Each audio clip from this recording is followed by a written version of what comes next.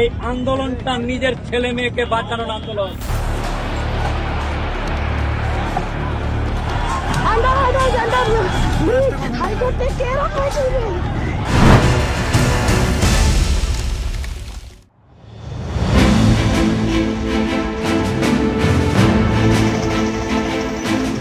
এই মুহূর্তে আমি যেখানে দাঁড়িয়ে রয়েছি এই ঠিক পেছনের রাস্তাটা বাইপাস থেকে সোজা মালদা শহরে ঢুকে গেছে।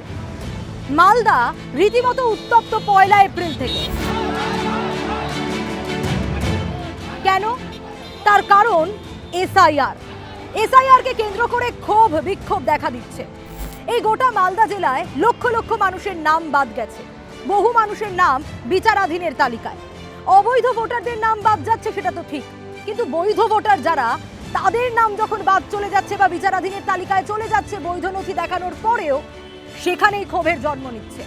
আর সে কারণেই বিগত 1 এপ্রিল থেকে মালদা রীতিমতো উত্তপ্ত হয়ে উঠেছে। তাই আজ আমি সোনিয়া ঘুরে দেখব মালদার এই হটস্পটগুলো। অশান্তির এপিসেন্টার মোথাবাড়ি, সুজাপুর, কালিয়াচক, একের পর এক জায়গায় ঘুরবো, দেখব কি পরিস্থিতি সেখানে।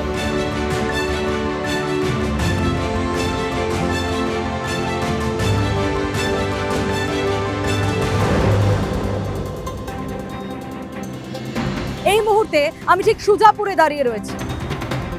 12 নম্বর জাতীয় সড়ক, যেখানে এই মুহূর্তে আমি দাঁড়িয়ে রয়েছি, উত্তপ্ত পরিস্থিতি তৈরি হয়েছিল এখানে। প্রায় 17 ঘন্টা জাতীয় সড়ক অবরোধ করে রাখা হয়েছিল। এখানেই রান্না বান্না চলছিল, সেই ছবিও দেখা গেছে। কার্যত উত্তরবঙ্গের সঙ্গে দক্ষিণবঙ্গের যে যোগাযোগ, সে যোগাযোগ একেবারে স্তব্ধ হয়ে গিয়েছিল। সুজাপুর যা গনি খানের গড়, আর সেই গনি খানের গড়েই অশান্তি এসআইআর কে কেন্দ্র করে। কেন? তার কারণ এই সুজাপুরে প্রায় 1,35,000 নাম বিচারাধীনের তালিকায়। 2021 সালের বিধানসভা নির্বাচনে তৃণমূল এখানে ব্যাপক হারে জয় পেয়েছিল, প্রায় 74% ভোট পেয়েছিল এবং কংগ্রেসের ঈশা খান চৌধুরীকে হারিয়ে আব্দুল গনি জয়লাভ করেছিলেন। আর এবার মোথাবাড়ি কেন্দ্র থেকে সুজাপুর কেন্দ্রে এসে দাঁড়িয়েছেন সাবিনা ইয়াসমিন। কিন্তু কেন পরিস্থিতি এরকম উত্তপ্ত হলো?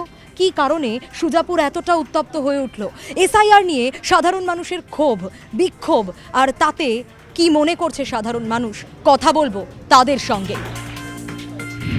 অ্যাকচুয়াল সে এনএইচ অবরোধটাই হয়েছিল, কিন্তু এখানে কোনো সেরকমের ঘটনা ঘটেনি। ঘটনা যেটা ঘটেছে সেটা হচ্ছে 52 মোথাবাড়ি বিধানসভায় মানুষের মধ্যে একটা আতঙ্ক কাজ করছে। যে ধরুন আমার ফ্যামিলিতে আমরাই 5 জন অ্যাডজুডিকশন।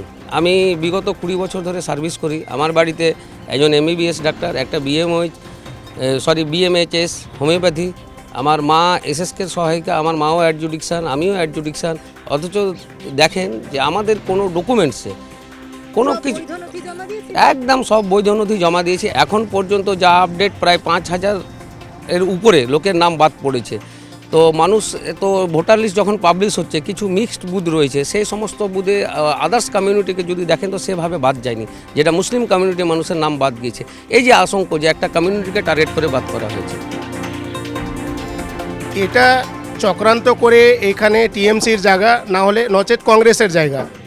এখানে হয়তো কোনো সেন্ট্রাল সরকারের চক্রান্ত হতে পারে, মানে বিজেপি সরকারের চক্রান্ত হতে পারে। এখানে সংখ্যালঘুর নাম কিছু যদি কমানো যায়, ডিলিট করা যায়, সম্ভবত এখানে কংগ্রেস বা টিএমসি হয়তো হেরে যাবে, হয়তো আমাদের জয় হতে পারে, এটাও হতে পারে।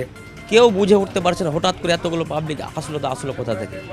কিন্তু তাদেরকে যে বুঝিয়ে বলা হচ্ছে তো একই প্রশ্ন, ভোট আমাদের ভোটার লিস্টে নাম কাটা পড়েছে, আমাদের ভোটার লিস্ট থেকে নাম যদি না তোলা হয় তাহলে আমরা করব। নথি জমা দেওয়ার পরেও এরকম হচ্ছে ইচ্ছাকৃতভাবে। আমরা সংখ্যালঘু মুসলিম বলে ইচ্ছাকৃতভাবে এটা চক্রান্ত করছি। আমরা এটাই জনসাধারণ আমরা এটাই বারবারই করছি। এতবার বলার সত্ত্বেও আমরা যাবো তো কার কাছে যাবো? আর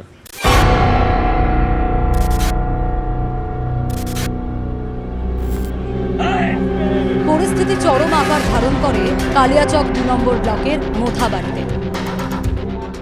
এই মুহূর্তে আমি ঠিক যেখানে দাঁড়িয়ে রয়েছি বিডিও অফিস।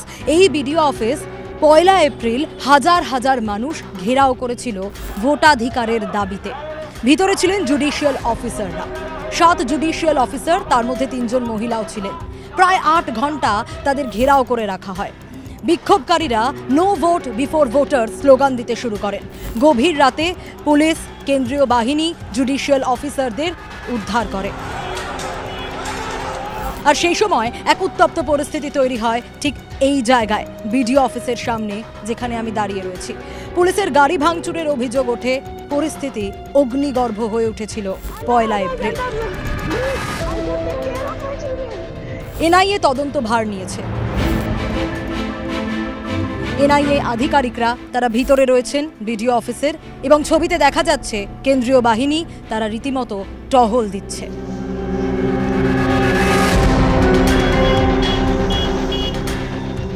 মালদার অশান্তিতে জালে মূল চক্রী মোফাক্কেরুল ইসলাম। বাগডোগরা থেকে শুক্রবার গ্রেপ্তার করা হয় মোফাক্কেরুলকে। 1 এপ্রিল অশান্তির ঘটনা বুধবারে, আর শুক্রবারই জালে মূল চক্রী। এই মোফাক্কেরুল পুলিশের খাতায় মূল চক্রী। এই মুহূর্তে আমি দাঁড়িয়ে রয়েছি মোথাবাড়ি থানার সামনে। এই মোথাবাড়ি থানা থেকেই প্রেস কনফারেন্স করে এডিজি আইজি উত্তরবঙ্গ কে জয়রামান তিনি জানিয়েছিলেন 19টি কেস হয়েছে। এই মোফাক্কেরুলের নামে 3টি কেস কালিয়াচক থানায় হয়েছে। এখনো পর্যন্ত 35 জনকে জালে নেওয়া গেছে, 35 জনকে গ্রেপ্তার করা গেছে। তাদের মধ্যে যেরকম মূল চক্রী মোফাক্কেরুল রয়েছেন, সেরকমই রয়েছেন আইএসএফ প্রার্থী এই মোথাবাড়ি 52 বিধানসভা।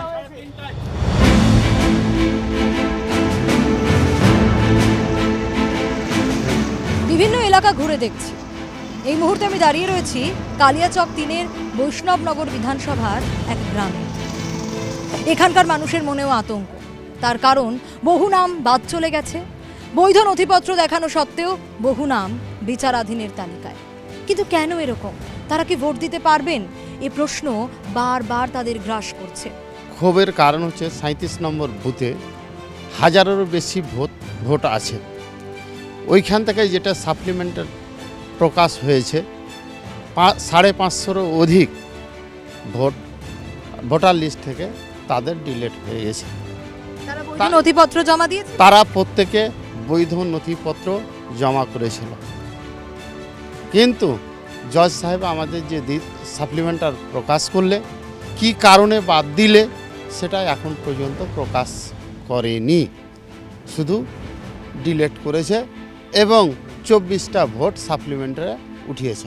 ইলেকশন কমিশন তো বলছে যে ওদের টার্গেট বৈধ ভোটার রেখে অবৈধ ভোটারদের বাদ দেবে। না, অবৈধ ভোটারকে বাদ দিলে কোনো আপত্তি নেই, কিন্তু ইলেকশন কমিশন সুস্থভাবে দেখুক কেটাও বৈধ আর কেটাও অবৈধ। এতদিন ধরে ভোট দিয়ে যাচ্ছি, কোনো সমস্যা আসে না রে। এখন কীরকম এটা হয়েছে? আমার আছে, আমার দেওরের আছে, আমার শাশুড়ির নাই, তাহলে আমরা কোথা থেকে আসলাম? দেশ স্বাধীন হওয়ার আগে আমাদের আছে ভোটার লিস্ট, তবু কেন এত হয়েছে?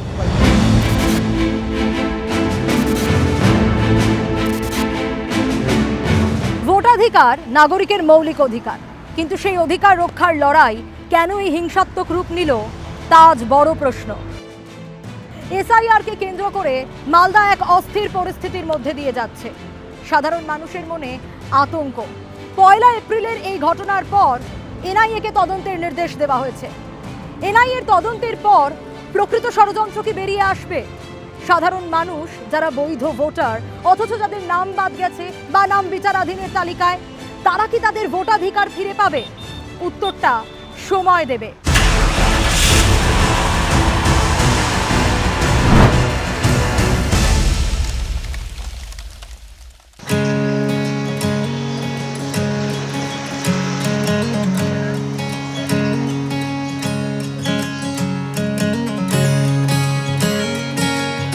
লালমাটি, ছাতিমতলা, খোলা প্রান্তর মনে করিয়ে দেয় শান্তিনিকেতন, রবীন্দ্রনাথের চরণধন্য শান্তিনিকেতন।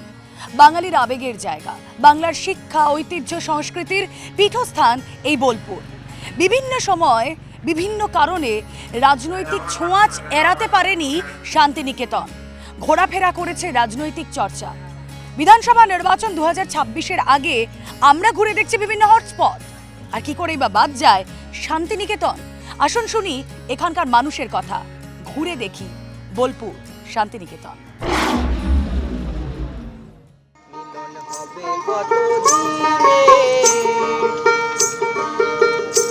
আমার মনের মানুষের সনে, আমার মনের মানুষের সনে।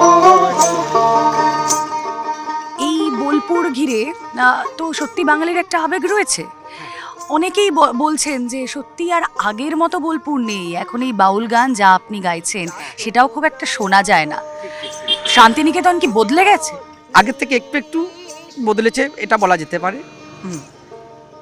যুগের পরিবর্তনের সঙ্গে সঙ্গে মানুষের ভাবের কিছু অবনতি এসছে, যার জন্য গান বাজনা, এই বাউল গান যেভাবে আগে মানুষের শুনতেন সেভাবে আর এই শান্তিনিকেতনে বাউল গান সেইভাবে মানুষ আর শোনে না।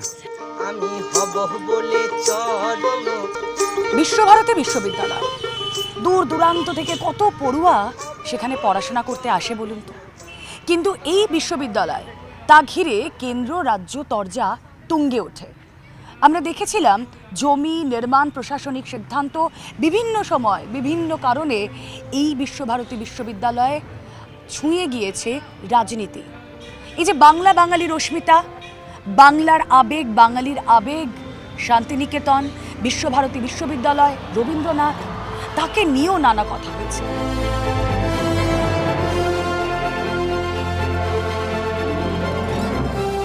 ভিন রাজ্যে পরিযায়ী শ্রমিকরা যখন মার খাচ্ছেন বাংলা ভাষা বলার জন্য, তখন মমতা বন্দ্যোপাধ্যায় শুরু করলেন ভাষা আন্দোলন এই বোলপুর থেকে, শান্তিনিকেতন থেকে 2025-এর 28শে জুলাই।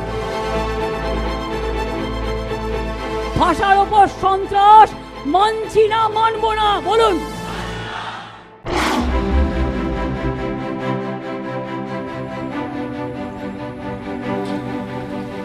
শান্তিনিকেতনের মাটিতে দাঁড়িয়ে